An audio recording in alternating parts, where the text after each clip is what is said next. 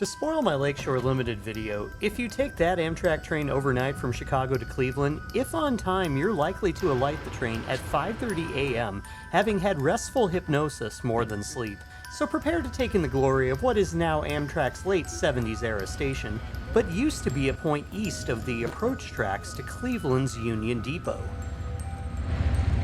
Oh. That train shed was the largest in the world from its construction in 1866 to 1871 when Grand Central Terminal was built in New York. Also nearby the station is RTA's Lakefront Light Rail line. It wasn't running at the time of my visit, nor very often at all, given it only runs as of 2025 during Cleveland Browns NFL games. I traversed the bridge across the Norfolk Southern line that forms the border between downtown and the lakefront area of Cleveland. I then took an RTA Route 51 bus to the Clark-Fulton neighborhood for breakfast at Steve's Doghouse, or is it Sal's like it says on the front of the building. The cook at the 24-hour diner made me a breakfast sandwich with sausage links sliced in half, glued together with cheese and egg. The nice server poured me a coffee that I turned into an iced coffee, and it was the best breakfast I've had this decade. To get back downtown, I rode the limited stop 53A bus to Tower City. This used to be Cleveland's Terminal Tower, built in 1940 to house the city's intercity and interurban train lines. We'll talk about its history today, as well as in my next video about Cleveland's Metro Rail Red Line. A short walk through the mall, opened in the late 20th century, barely feels like the place to catch mass transit, until you venture down to a lower level where you have platforms serving 2 through-running tracks and 2 stub-end tracks. This is the modern Tower City RTA station. Historically, it would have been where you'd catch an intercity train as well as interurban trains. The Red Line is the Metro Rail system with high-level entry to trains served on the west side of the station. We're here today to catch an eastbound Blue Line train. It's a light rail line that shares the through-running track with the Red Line for 2 more stations eastbound, the only American example of both types of trains in regular operation on the same rails. The line we're riding is the descendant of the Shaker Heights Interurban. It was the original purpose-built, transit-oriented development project championed by the Van Sweringen brothers that built both the 20th century suburb of Shaker Heights and the Terminal Tower complex. The interurban runs from downtown to Shaker Heights, mostly in dedicated right-of-way that has seen more of a century of development over its operation. Until the 1990s, light rail trains began and terminated their runs at Tower City Station on a set of tracks to the north of the present station. These tracks are still accessible via an alternate but now closed stairwell and elevator in the mall, but are only used as an alternate platform during construction on the station or during service pattern interruptions. What we're exiting on our eastbound run to Warrensville is a serviceable but plain modern station that was converted from what was once a major inner-city train station, with long-distance trains here running on the same right-of-way as electric interurban trains. Ours would have previously been called a Van Aken Line train. Both it and the Green Line run on right-of-way developed after the turn of the century by the Van Sweringen brothers to serve their community of Shaker Heights, named so for its previous population of Quaker descendants that was redeveloped around the turn of the century. Gone were the fields and forests, in were the buildings built to common specifications of style. The electric interurban railroad bringing residents to their jobs downtown, except for African Americans who were initially banned from living there. If that sours your opinion of the Vans, don't worry. They only lived to see their tower open for little more than 5 years, with both brothers dying after having their fortunes depleted by construction costs and the Great Depression. The city of Shaker Heights eventually took over operation of the interurban, purchasing PCC streetcars to operate this and the Green Line. The line would later be purchased by the city of Cleveland, and by 1955 it formed a network with the city's new heavier Metro Rail line. That line became the Red Line, running from East Cleveland to downtown and across the Cuyahoga River to Cleveland's west side on an old nickel plate railroad line previously owned by the Vans that the city had built rapid transit stations upon. And that's what the entire system, Metro and Light Rail, are called today by Clevelanders, the Rapid. Our first station stop of Tri-C campus has high-level red line boarding on one side of the platform and blue and green lines at the opposite end. Light rail vehicles are high-floor cabs, but have steps down due to later stations on the line being at street level, similar to streetcar stops in the vein of Boston's Green Line. What RTA's system gets criticized the most for these days is not having good land usage around it. This is especially true of the Red Line stations on the west side, further from downtown and prior to the airport. But in the case of the green and blue light rail lines, it's slightly better. This right-of-way, offset below local vehicle viaducts, is inauspicious to drivers, but its usefulness to commuters dwindles given how the area surrounding these initial stations has, or rather hasn't been developed in the modern era. Stations are within walking distance of some neighborhoods, and there is some real estate for parking and drop-offs at stations, but few are gathered at stations seem to be really utilizing the capacity of this line. There is the local college and some job sites, but neighborhoods aren't very high density. The train passes through, serving the few who might come out to this area, as well as employees of the Central Rail facility here at 55th. Where we split from the Red Line is where there used to be a network of tunnels for light rail trains to switch running directions in the days prior to the RTA's modernization of running patterns from the years when this line was operated by the city of Shaker Heights. Despite Cleveland once being the fourth largest city in America, all of its previous density has now spread out to its surrounding suburbs and exurbs over the past century. Cleveland had a couple of decades of Tower City hosting its commuter and intercity rail operations as Terminal Tower, until the popularity of personal vehicles saw the city move its investments to maintaining road infrastructure for its nearly 1 million residents. When the city's industries declined from the 1970s on through the 2010s, Clevelanders held on to the Terminal Tower partly by optimism for its usefulness as an enclosed commercial space downtown, but also due to the other terminal, the old Union Depot up on the lakefront where we began today, having been so lackluster, even reviled by some citizens. Tower City, even as a mall, was something, and remains slightly so, as unique to Cleveland. And these mass transit lines that ran into it were worth preserving. Construction with accessibility features improved stations over the years, but to little effect on development of the area around stations. Cleveland is recognized as a city with a declining overall population, but the last measured census data available on Wikipedia suggests the decay is down from double digits 15 years ago to just under -2% in 2024. It seems like Cleveland has a blank slate to expand all kinds of zoning in these neighborhoods, but as we take historic bridges over freight rail lines running north-south, our easterly direction sees the rising structure of the historic Shaker Square beginning to become evident.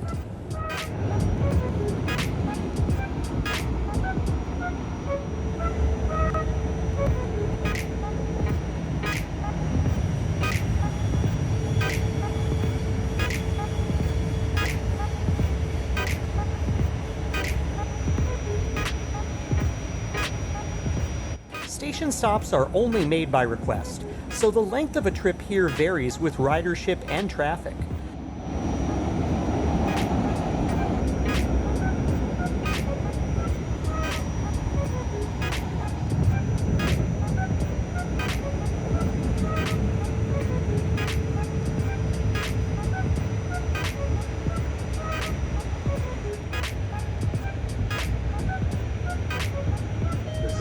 Security of our transit system is everyone's responsibility. RTA will arrest and seek prosecution of anyone who commits an act of violence against an operator or transit companion. Please be courteous to other riders by not placing items on the seat rest. Remember that priority seating at the front of the bus or train is reserved for the elderly, parents with children or strollers, and riders with disabilities. Thank you. Beyond the historic commercial district, blue and green lines split, our train proceeding southeast prior to turning to run due east aside Van Aken on our way to Warrensville Station.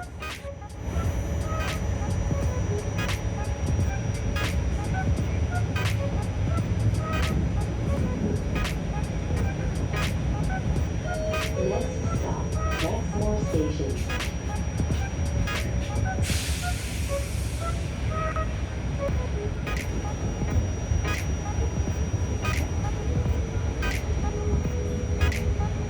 This was previously the spur line of the Green Line's older by 7 years route running on Shaker Heights Boulevard. These stations are mostly like a hybrid of MBTA boarding and Metra-style linear parking lots. Next stop, Sound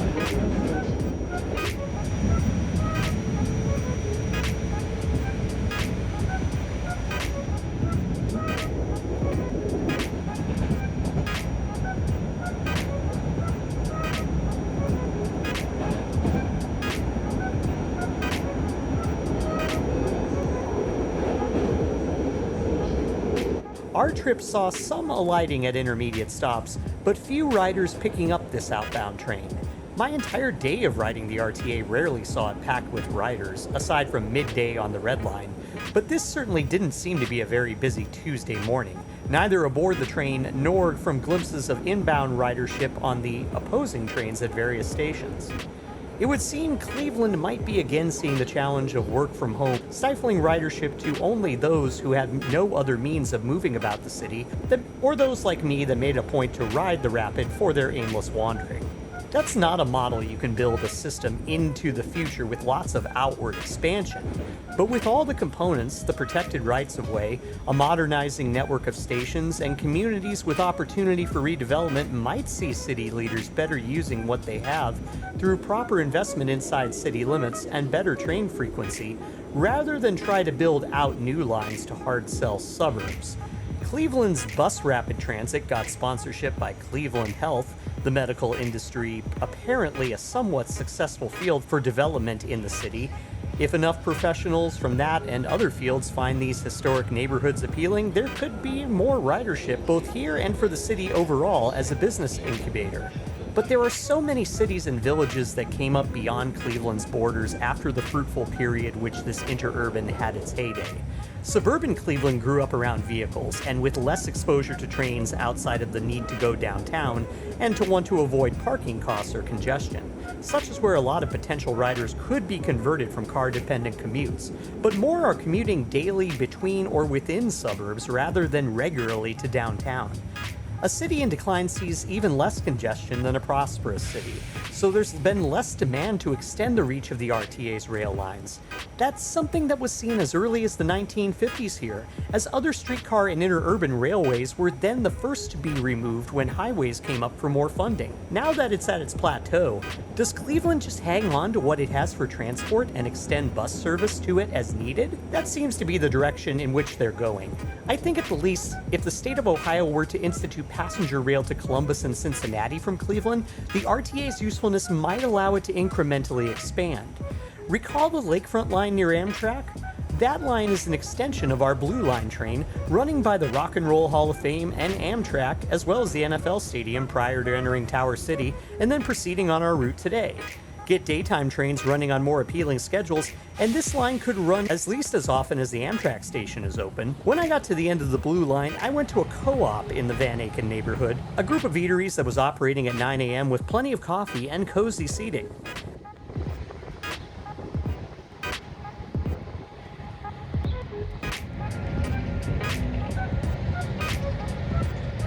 Thereafter, I went back westbound on the Blue Line to Shaker Square and caught a Green Line train to Green Road. This line utilizes the same light rail vehicles as the Blue Line, again in a low-floor entry that steps up to a high-floor seating area. Stops were much more infrequently made on this line, which allowed our ride to, at times, be rather speedy.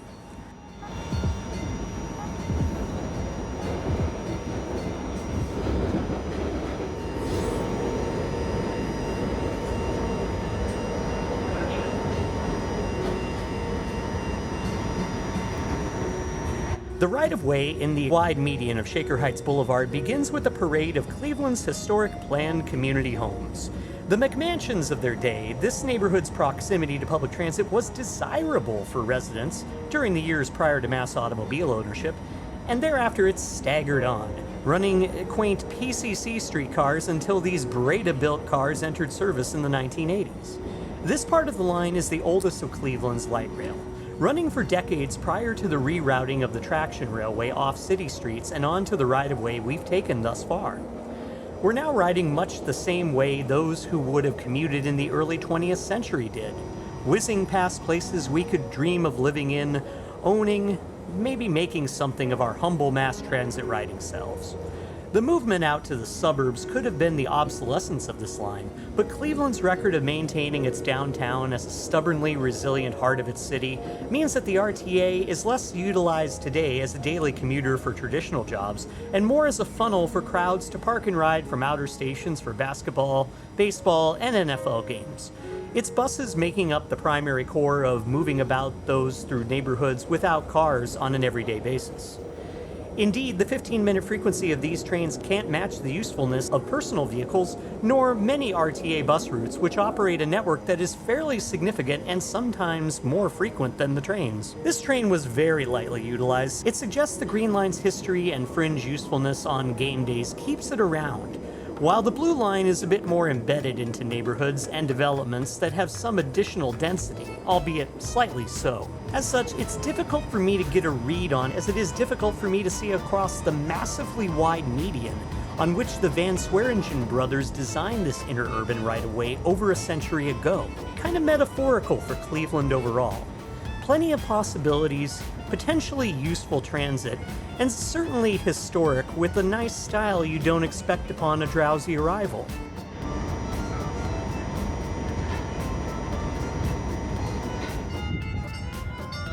Our tour of Cleveland's light rail ends at Green Road. I missed a bus with 30-minute frequency and walked north to eventually connect with the Red Line at Stokes Windermere. We'll check out that line to the airport in a future video, with more talk of the history of the terminal tower and why the fire alarms were going off during my visit to this beautiful relic of railroad-turned-retail history.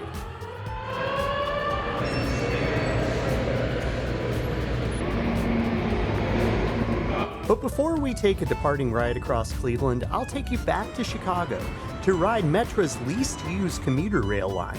Just what is there to the Heritage Corridor? And does it deserve more frequency, or is the Rock Island District more than enough for the city of Joliet, Illinois? We'll check that out next week. Thanks for watching this one. I'll see you around.